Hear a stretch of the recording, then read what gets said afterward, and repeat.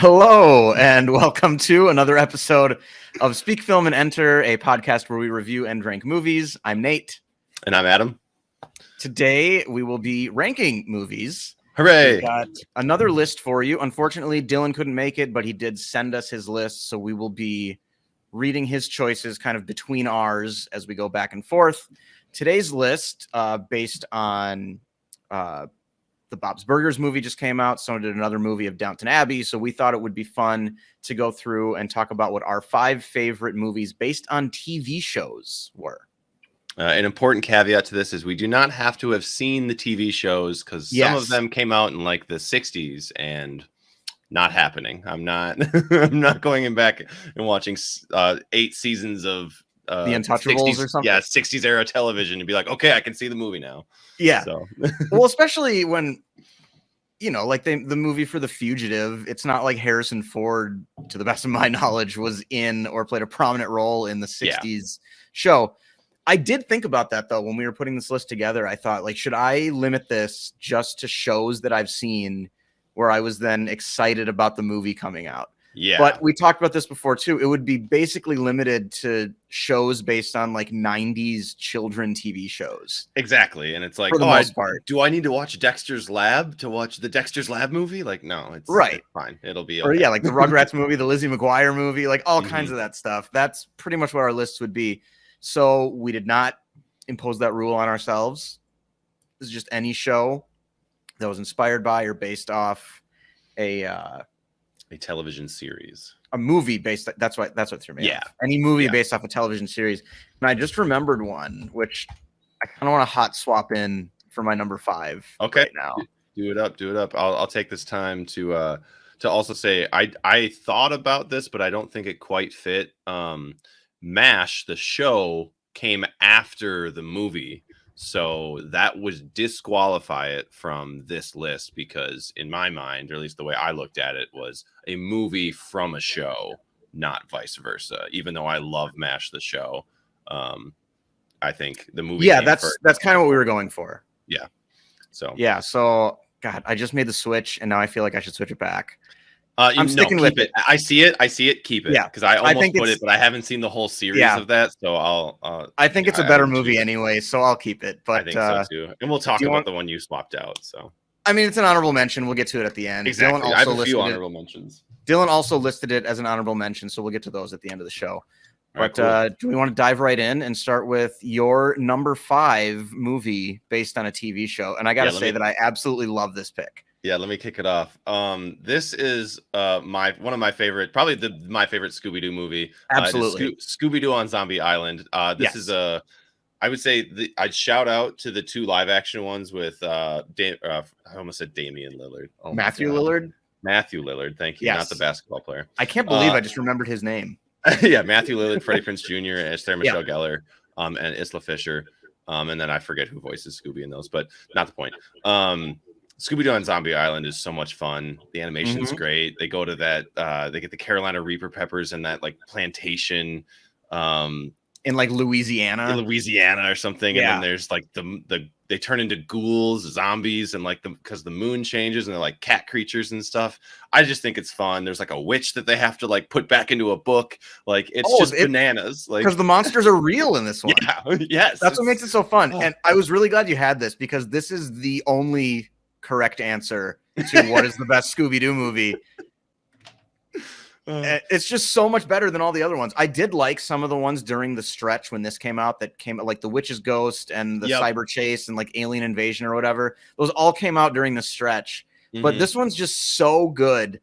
And I thought for a long time about putting this on my list. I ended up not. I had it listed as an honorable mention, but then saw you had it at number 5. So I was really glad that we got to talk about it.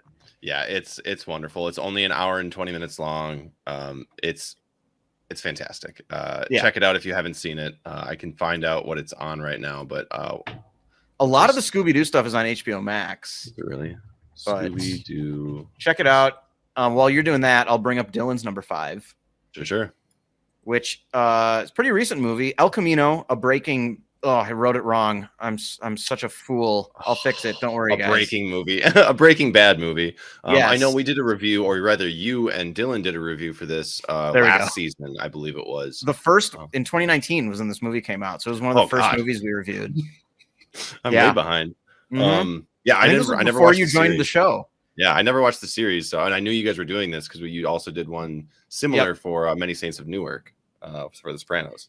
Yeah, it gets a lot of comparisons. This one, though, it's not a prequel. It takes place like immediately after the show ends and kind of ties up some loose ends and is sort of an epilogue for a certain beloved character.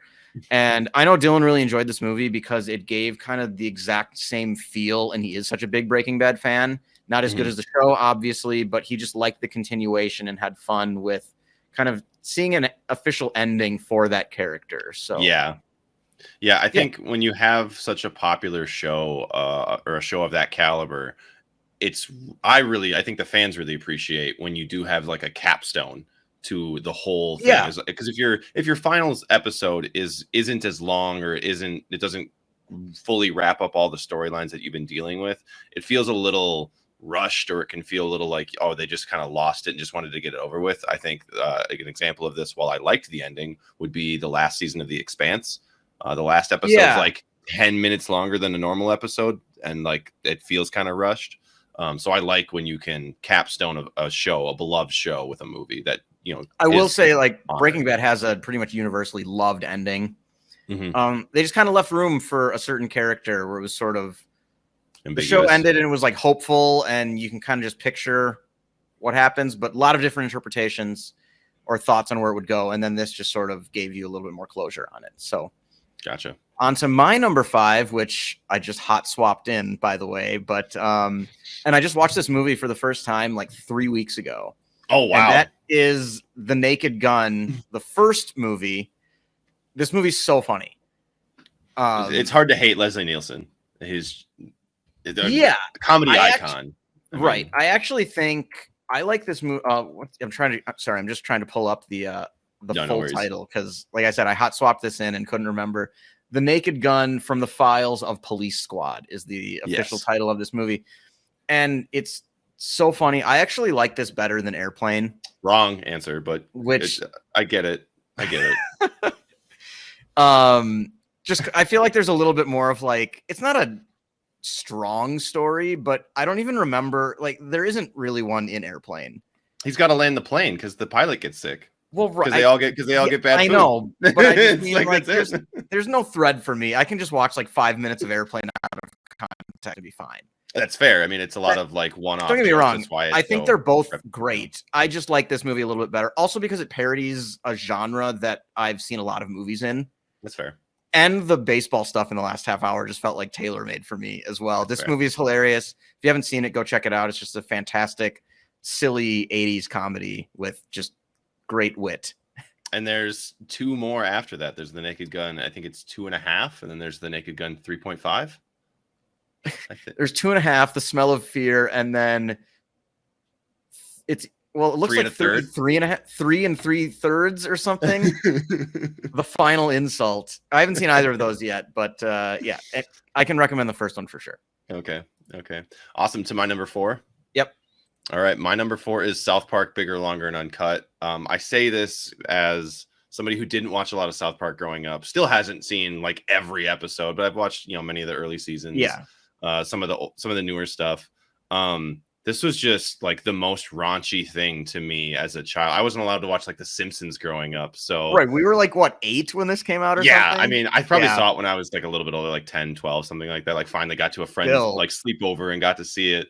And like the cool parents. Yeah, the cool parents, or like the ones that didn't know we had it. They have like the counter at the bottom for like how many times they say like shit or fuck. Something like that. They blame Canada for all of America's problems because Canadian television is infecting America's brains, and the kids love it. A bunch of great songs come out of that movie. Oh, the Brian Boitano song is an all-time classic. Blame Canada is another good one. Mm-hmm. There's just a lot in that to love that became fairly iconic, especially for our generation. And I think that was really, I mean, South Park is groundbreaking on a lot of different levels. It was one of the first animations to really get mainstream and be able to be critical for adults. yeah, for adults, and like swear and have more content that's not for kids. Yeah.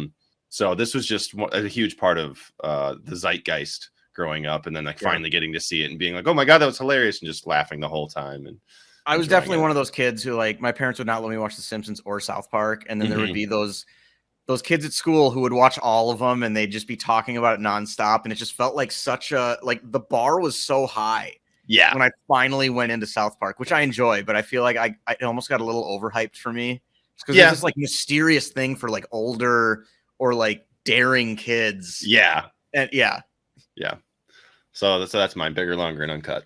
So Dylan's number 4 is also a movie that I love, which is Batman, based on the 1966 Adam West Batman show. This one, it would actually be totally fair for me to include because I did watch the show and I watched the movie. And the only reason I didn't include it is because I talked about it a lot. I had it as my number 2 Batman movie on our Batman movie list. So I just thought, like, use this opportunity to talk about other movies, put it in my honorable mentions. But Dylan has it on here, which I love. This movie is, I mean, a little bit like it's so silly and campy and ridiculous, but it just leans into all of that so hard, and it knows that it's dumb, and it just really works. I love it. It's hard to hate something that like goes for something and it absolutely nails it. Have you seen this yet? No, I haven't. Oh, we need to watch this. I've seen like clips, but like that's why I say like it's hard to hate something. Like you can tell what it's going for and it absolutely destroys it, but like I've never seen the whole thing. So to my number 4, which is Teenage Mutant Ninja Turtles from 1990. And yes, there's an element of nostalgia here, but I have rewatched this as an adult a couple of times, and I actually think this is a good movie. Really? I just remember all of the Teenage Mutant Ninja Turtle movies have been, or at least the live action ones have been really bad. From what this is a live action one. Yeah, that's what I mean. Like I've always thought like they were all bad, but no, I legitimately think this is a good movie. It's interesting where they have, you know, the Foot Clan kind of secretly like they're stealing a lot of things, and then like the kid of April O'Neil's boss, like he's joined up. And it has an interesting element of like kind of isolation and loneliness and alienation from like this older generation, and not feeling like you fit in and looking for like parental guidance when you don't feel comfortable talking to your parents. And then of course, just like awesome Ninja Turtle stuff. Yeah. And there's an element in this movie, I don't even really know what to call this, but it happens in like superhero movies sometimes, where any movie where like the hero's sort of like home base or like safe space is attacked and they have to flee. That's just like it's not a trope that's used very often, but it comes up in certain movies. And I think because of some of the cartoons I watched as a kid, anytime that's in a movie, I just freaking love it. Okay. Like in X-Men 2 from the original trilogy, like when the school gets attacked and they got to flee, and like most people get captured, but a few people survive, or they all survive, and a few people like with Wolverine are able to escape. That same type of thing is in this. We're like, oh, they've been found out. No place is safe. They got to go hide out in the woods and like kind of lick their wounds a little bit.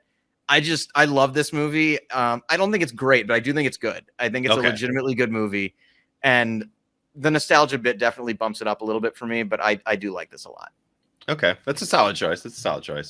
Good. I like that. My number 3 is great pick. We could probably talk about this in tandem, as it looks like it's both of our we both put it at number 3. But 21 Jump Street, the 2012 version, because I looked and there is a version from the series, rather I should say, started in 87, went to 91, so just about the time that we were born. It looks like it stars Johnny Depp, which I had no idea about. So I got to speak to my ignorance here, where I saw them. I love this comedy, by the way. Like 21 Jump Street is one of my favorite comedies, and watching the movie, I was so shocked that Johnny Depp had such a small role. I was just like, whoa, how'd they get Johnny Depp to just like be in this weird little role? And then, of course, later I learned that he was the star. I didn't even know that it was a show. I was like, oh, this was a show. And it started, like, it makes sense. Why he'd be like, hey, let me have a little cameo in the movie because I don't fit anymore. But it's fun. It's just such a funny movie. This was what made, I think, a lot of people realize that Channing Tatum's really funny. Yeah, hilarious. I And remember like the pairing was so weird because Jonah it was Hill had so been great, in but enough comedies. it's such a perfect It is, pairing. but Channing Tatum had just been in like Coach Carter and like the Step Up movies. Yeah. And He was just like the I hot saw, guy who could dance. Like yeah, he and was Jonah athletic. Hill was in like comedies with Seth Rogen and was already really funny. And seeing them together, I was just like, what is this? This is just a very strange choice. And Yeah, then before they're this. great. Their bromance in this movie is just fantastic. Well, and I would agree with that. And I also think like this is one of the first movies where Jonah Hill was like no longer like fat Jonah Hill. Like, Yeah. because he got kind of typecast that way for a long time and then like got a little bit healthier and, you know, just slimmed down, did some stuff. And it worked. Like it was nice to see him change that up. And I felt like it changed his comedy style a little bit. He wasn't as like body humor funny. It was more substantive. Two major call outs is I love the scene when they find out that Jonah Hill has slept with Ice Cube's daughter. That's in 22 Jump Street. Is that in 2? Yeah. Oh, dang it. Yeah. Oh, that scene's really funny though. Damn it. But that just like reminded the training me montage when they're like going around and, you know. The scene that I was going to bring up was when they take the drugs at school. Oh, and then he just like nails his audition for Peter Pan, and Channing Tatum like jumps through a drum set, and like I die every time. And you know what I just realized? You know, we end every show with a quote. I was looking around for one. I totally should have just read off his entire slam poem from 22 Jump Street. I don't know. I probably wouldn't have been able to get through it, but that movie came out when I was living in Australia, and one of my roommates and I there watched the movie, and we would just like we memorized the poem, and we would just like say it in the office at like unprompted. Yep, just random intervals. Yeah, it's a great pairing. It's a great movie. It really is. So that was my number 3 as well. And then Dylan's number 3 is the Simpsons movie, which I think all of us enjoyed. Which I haven't seen because I never watched the Simpsons and I never cared. So, well, I wasn't allowed to, so then I didn't. 2 of us enjoyed. Yeah, I just like I went to it makes sense. Universal a couple years ago, and there's a huge like Simpsons area, and I was like, oh, I can't relate to any of this. Like, I know who the characters are. Like, obviously they're very popular. It's been on for 30 years and predicted nearly every event in human history. But like, I know what you mean. I watched the movie, but I've only seen like maybe a dozen total episodes of The Simpsons because I wasn't allowed to watch it, and then for whatever reason, I've just never had the desire to. Probably exactly, it never grabbed me. I think it's because there are so many. But it's weird because I watched a lot of Family Guy, but I felt like when I jumped on that, it was on like season 2. Yeah, it was early. It just felt like The Simpsons was already on like season 12 by the time I was like old enough and allowed to watch it. And it just felt so intimidating and daunting. I was just like, you know what? I think I just missed the boat on it. Yeah. Just missed the boat on it. Yeah. So that brings us to, we're on to number 2 now, right? My number 2. Oh, wow. We're going quick. Yeah. Your my number 2 is The Man from U.n.c.l.e. from 2015. As this was also, there's another version. There's another one where I didn't even know there was a show, but apparently it was in the 60s. Yeah. Yeah. It's I guess I googled it. That's right. I was looking for something. So U.n.c.l.e. stands for the United Network Command for Law Enforcement. Man, I kind of enjoyed not knowing what that stood for. Sorry. It just gave it such like a weird, quirky feel to me. Yeah. But this movie has Henry Cavill, Armie Hammer, Elizabeth Debicki, and Alicia Vikander, with like Jared Harris as like somebody else you'd notice or you'd recognize, Hugh Grant, a couple people, but like a pretty solid cast. Not an incredibly like stellar movie, but it's one of the most like fun spy movies. Sure.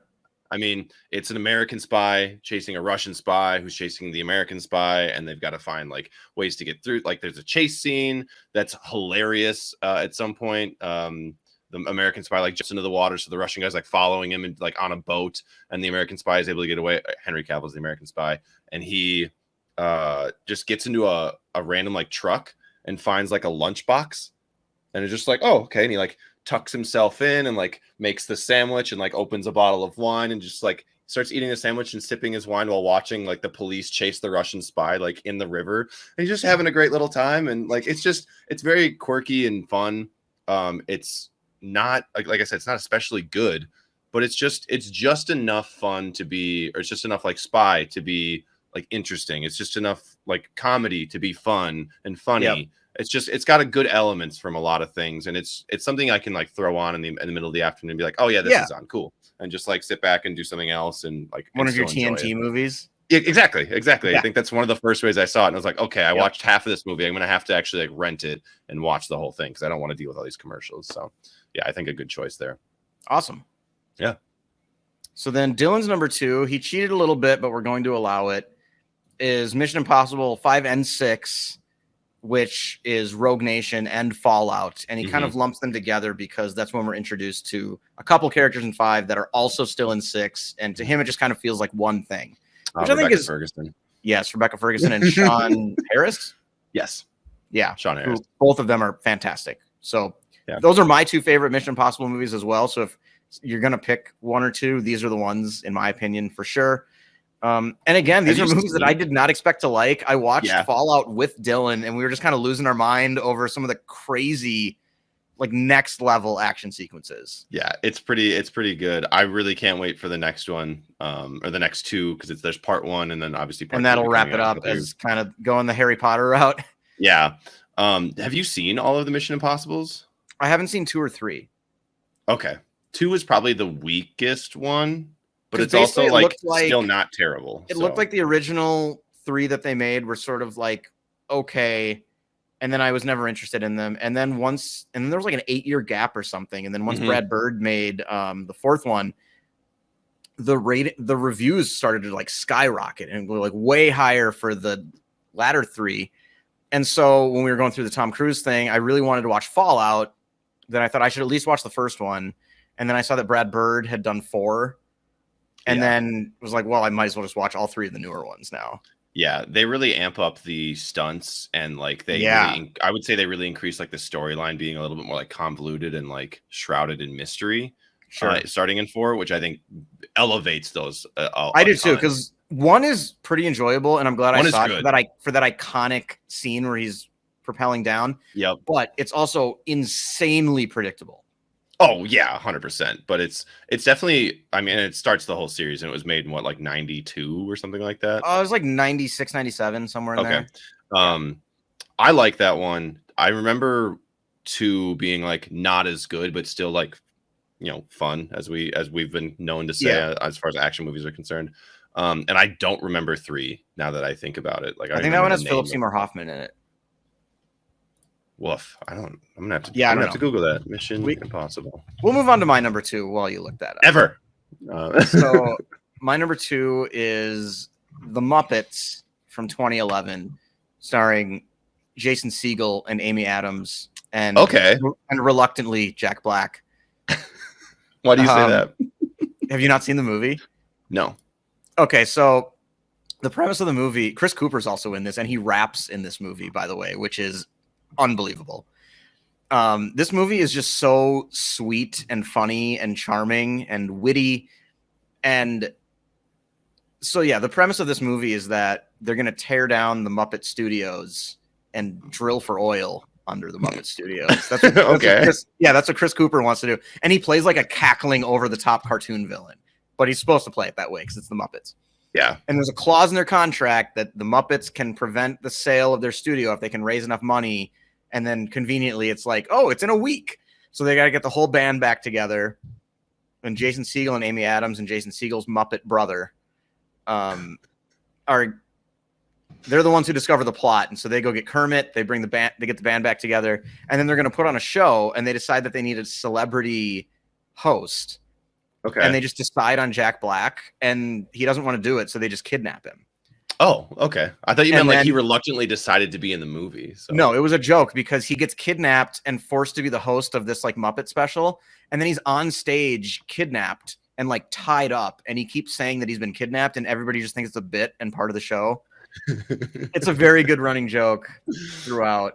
It's got wonderful music, and I don't know, Jason Segel just fits this really well, and so does Amy Adams. It's just a wonderful family movie. I remember when this came out, and again, having not seen it, I remember when it came out that Jason Segel had just done Forgetting Sarah Marshall, where at the end Yep. of that, the Muppet the Muppet Van Helsing thing that he Yeah. does, that he actually wrote a musical for that, which is why it was in Forgetting Sarah Marshall. And that prompted him to want to work with the Muppets because he had, Yep. you know, expertise or at least experience working with that kind of stuff. And he'd always really liked the Muppets. So I saw that he like specifically sought out this role and like Yep. went for it, which is usually what you hear about like Thor or like Marvel movies. Like, oh, I've always been a really big fan of this character, so I went to be it. And he was like, I choose the Muppets, which is just funny to me. You know, but I remember him really liking it. So everybody loves the Muppets, though. I mean, at some It's point true. or another, you've seen the Muppets have made you laugh. Yes. And this is, in my opinion, the best version of that. And I think it's just a fantastic movie. So that's my number 2. Okay. Okay. On to the Well, number ones. on to Adam number has one one. that I think is going to surprise some of you. I don't want to call it my favorite of like movies that were from shows, but I'll say I'm sticking to this. Transformers from 2007, the original one with like Shia LaBeouf that launched the whole like live action sequence and stuff. I say this because I really like that we got a high budget, like massive movie out of a children's television show that wasn't like Dexter's Lab, The Simpsons, or whatever. You know, we got a like bona fide summer blockbuster that, for all intents and purposes, is a good movie. Is it explosive? Yes. Is it terrible as far as like some dialogue and storylines? Absolutely.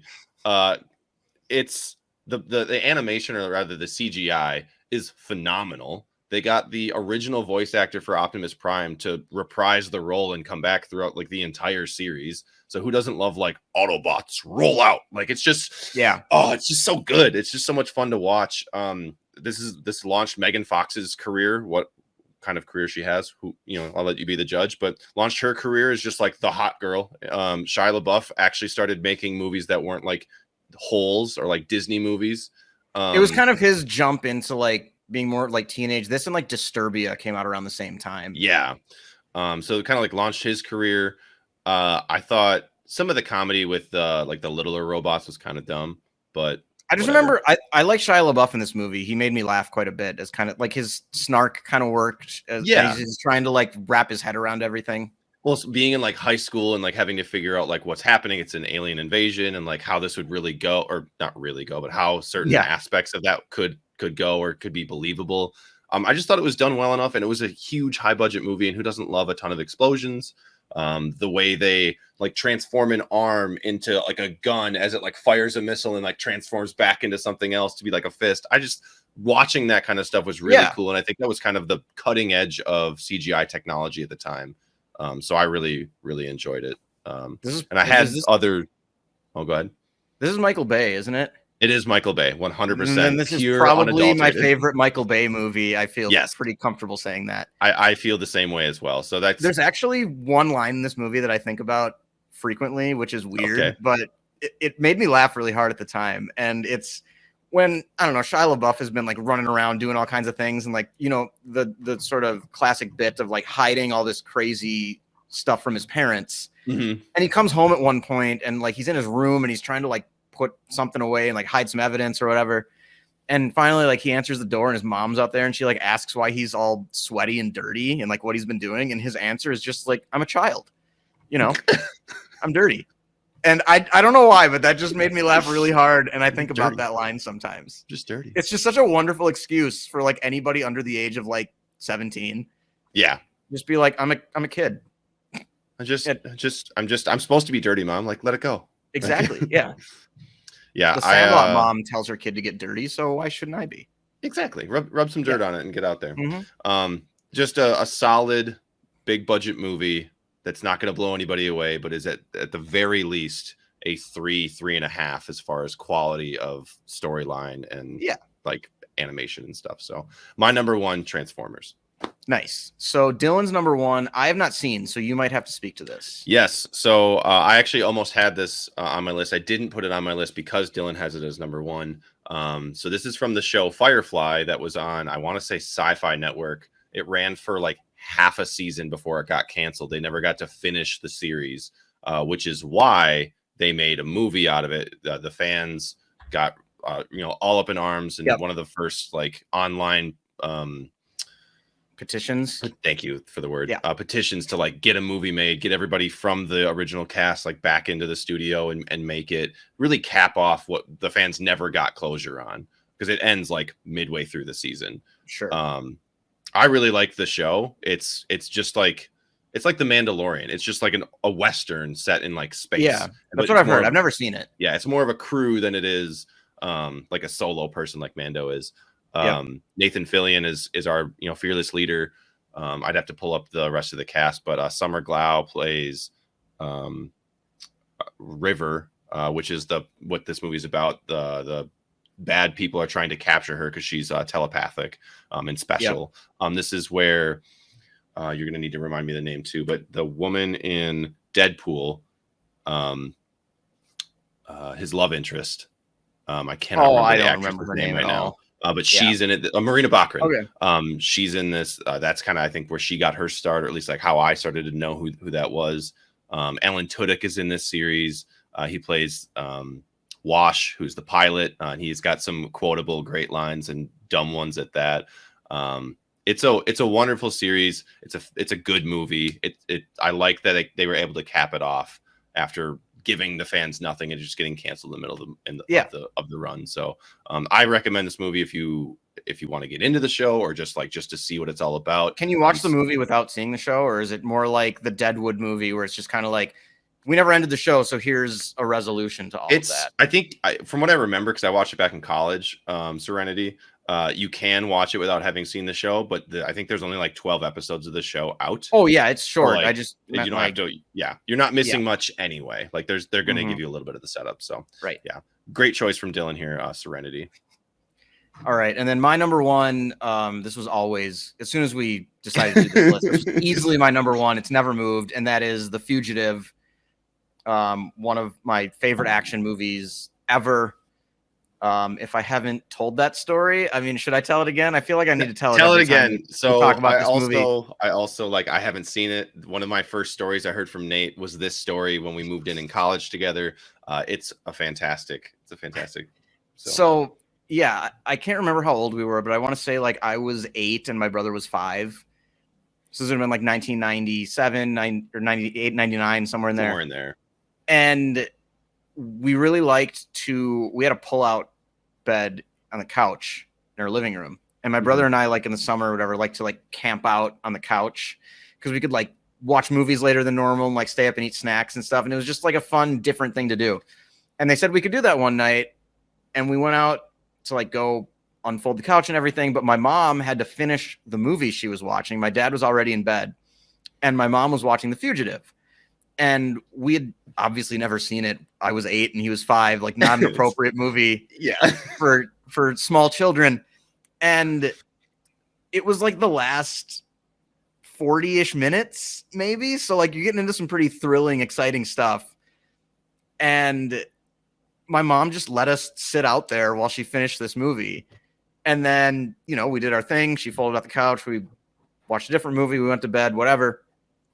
And then the next day, my mom was at work, my dad was at home, and we're in the basement, like playing on our Fisher-Price basketball hoop or whatever. And my brother just kind of stops and he goes like, we should ask Dad if we can watch that movie again.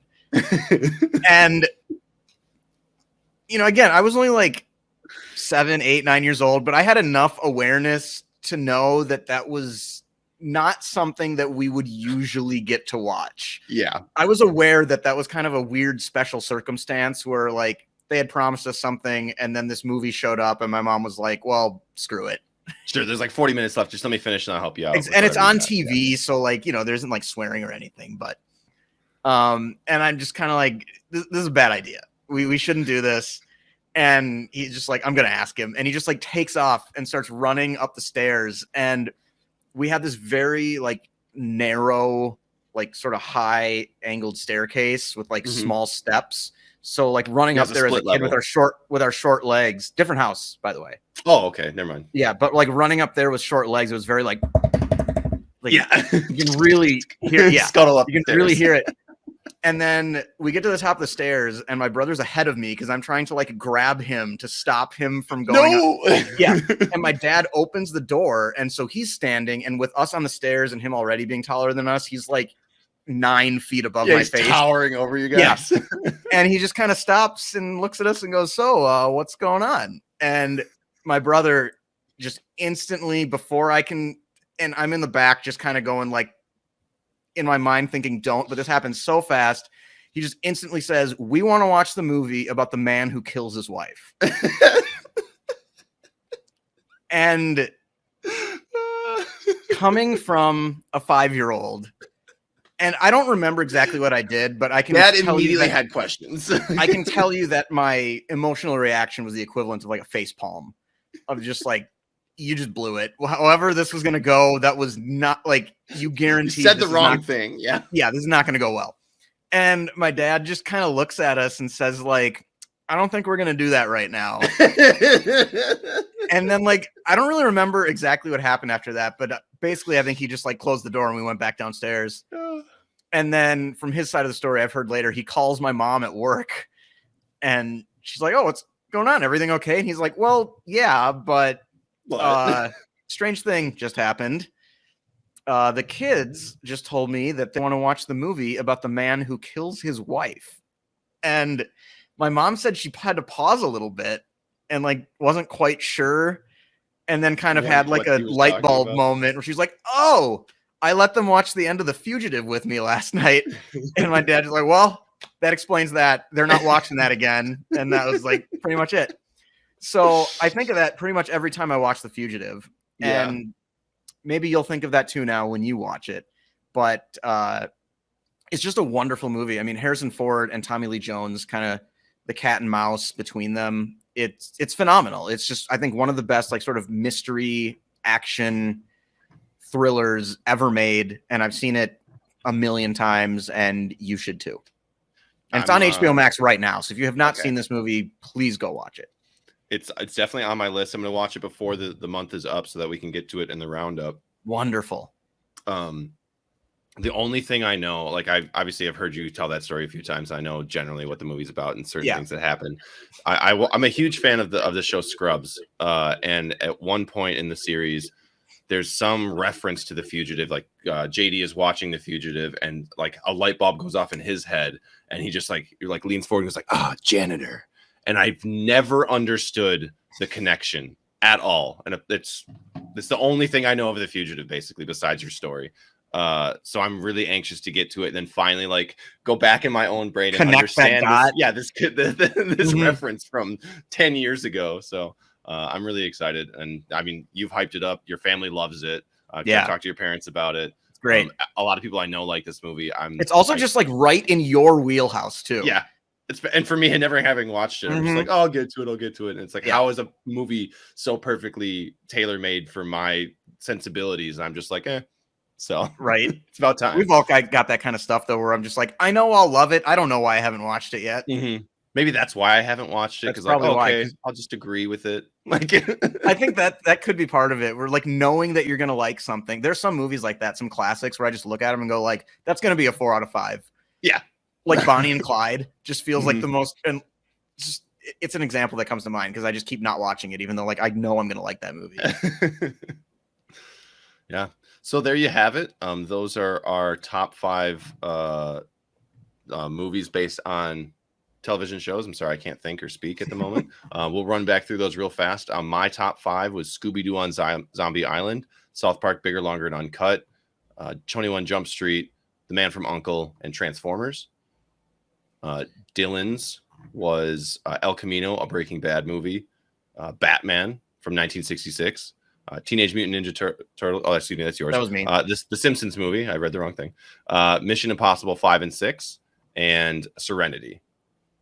And then I had The Naked Gun, Teenage Mutant Ninja Turtles from 1990, 21 Jump Street, The Muppets from 2011, and The Fugitive. And a couple honorable mentions that almost made my list. Oh, yeah, that's right. The Untouchables, Star Trek Into Darkness, and the Bob's Burgers movie, which I enjoyed way more than I thought I would, having never seen the show. I'm now watching the show because I saw the movie. Oh, nice. The show is good. The show is definitely good. Yeah, I'm like 8 episodes in. Okay.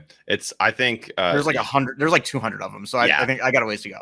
Jean and Louise are my favorite characters in that show. By Louise far. is easily my favorite so far. Yeah, and she was in the movie she's as just well. chaos. Like Yeah. I love her. And Kristen Schaal just always makes me laugh. Mhm. I don't remember if Dylan included any of his honorable mentions to us. I'll look in a text real fast. He might have. My honorable mentions were the Addams Family, both the original 1 and 2. I think the second one was like Addams Family Values. Yeah. And then I also had Pokemon, the first movie. Nice. Mewtwo Strikes Back, or Yep. Mewtwo's Revenge, excuse me. I haven't seen that really since it came out, but I remember that was just a huge That was a big deal. It was a huge deal. It was one of like the first, like, Mom, I got to go to this movie. Like, I've seen the That show just and all reminded this me stuff. of- And That just reminded me of the Recess movie. yeah, I almost Recess put that one on School's here Out. too. Yeah.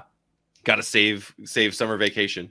Yep. Dylan put Star Trek Into Darkness as his honorable mention, by the way. And I have Star Trek Wrath of Khan because my dad's a huge Trekkie.